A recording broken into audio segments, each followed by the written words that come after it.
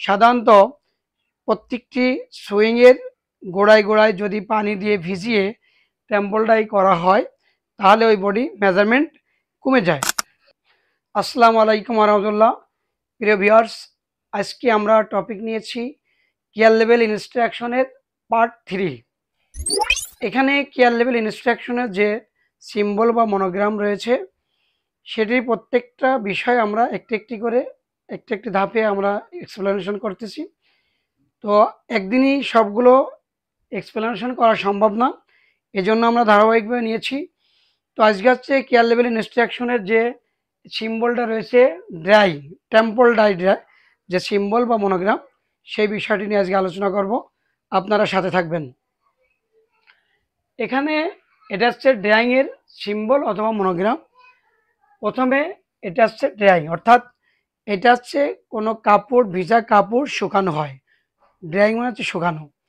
তো শুকানোরও প্রত্যেকটা বিষয়ের একটা স্টেপ বাই স্টেপ তাপমাত্রার ব্যবস্থা রয়েছে। তো এই জন্য আমরা এখানে আলোচনা করতেছি। এখানে এই টেম্পল ড্রাই লো, এই মনোগ্রামের ভিতরে একটি ফুটা রয়েছে। এটার সাংকেতিক চিহ্ন হচ্ছে টেম্পল ড্রাই লো, মানে একদম লোতে করতে হবে। এটা খুব বেশি হিট একসাথে দেওয়া যাবে না। এটা হচ্ছে নর্মাল টেম্পল ডাই। এরপরে এখানে দুইটা ফুটা বা ডট রয়েছে, এটা হচ্ছে টেম্পল ড্রাই মিডিয়াম। এই টেম্পল ড্রাইটা দুইটা ফুটা থাকলে হবে মিডিয়াম, একটা ফুটা থাকলে হবে লো। তো আমরা দুইটি ফুটার কথা জানালাম। এখন এরপরে আছে তিনটি ডট বা ফুটা, যাই বলেন না কেন, টেম্পল ড্রাই হাই। তো যখনই তিনটি ডট এখানে থাকবে কোনো কেয়ার লেভেল ইনস্ট্রাকশনের ওখানে এই মনোগ্রাম বা এই সিম্বলে যখন তিনটি ফুটা থাকবে তখন আমাকে বুঝতে হবে টেম্পল ড্রাই হাই হবে। এই টেম্পল ড্রাই হাই, তখন হাইটি করতে হবে। এরপর আরেক ধরনের মনোগ্রাম বা সিম্বল থাকে, সেটা হচ্ছে এখানে করাস দেওয়া থাকবে। এই মনোগ্রামের ভিতরে করাস থাকবে।